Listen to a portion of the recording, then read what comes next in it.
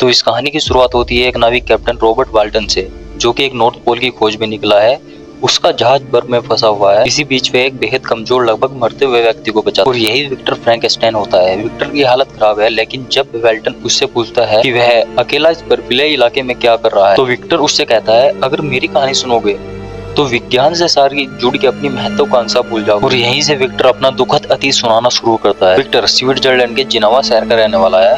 उसका परिवार काफी अच्छा है, पिता, माँ, भाई, बहन और उसके करीब दोस्त। और बाद में विक्टर बचपन से ही वैज्ञानिक किताबों में डूबा रहता है। वह प्राकृतिक शक्तियाँ, बिजली, जीवन और मृत्यु के रहस्य को समझाने की कोशिश में लगा रहता है। उम्र बढ़ने के साथ साथ उसका यह जुनून भी गहरा होता जाता है। यूनिवर्सिटी में दाखिला लेते ही विक्टर को एक आधुनिक वैज्ञानिक और रसायन शास्त्र का ज्ञान, लेकिन असली मोड़ तो तब आता है जब वह यह ठान लेता है कि अब मैं मृत शरीर को जीवित कर सकता हूं। वह अलग अलग शरीर के अंगों को इकट्ठा करता है। ये दृश्य कहानी का सबसे भयानक हिस्सा है। अंधेरे कमरे में विक्टर दिन रात मेहनत करता है, किसी भी इंसान से बात नहीं करता, समाज से कट चुका है। और फिर वो दिन आ ही जाता है। और फिर एक तूफानी रात विक्टर बिजली की शक्तियों का उपयोग करके अपनी 8 फुट ऊंची काया वाले प्राणी को जीवित करता है। लेकिन जैसे ही प्राणी की आंख खुलती है, विक्टर घबरा जाता है।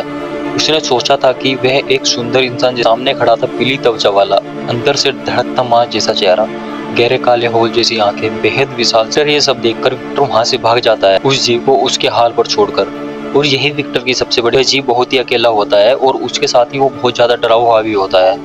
उस जीव को बहुत ज्यादा भूख लगने के साथ साथ वो भटकने लगता है। वे बोलना नहीं जानता, इंसानों को समझ नहीं पाता।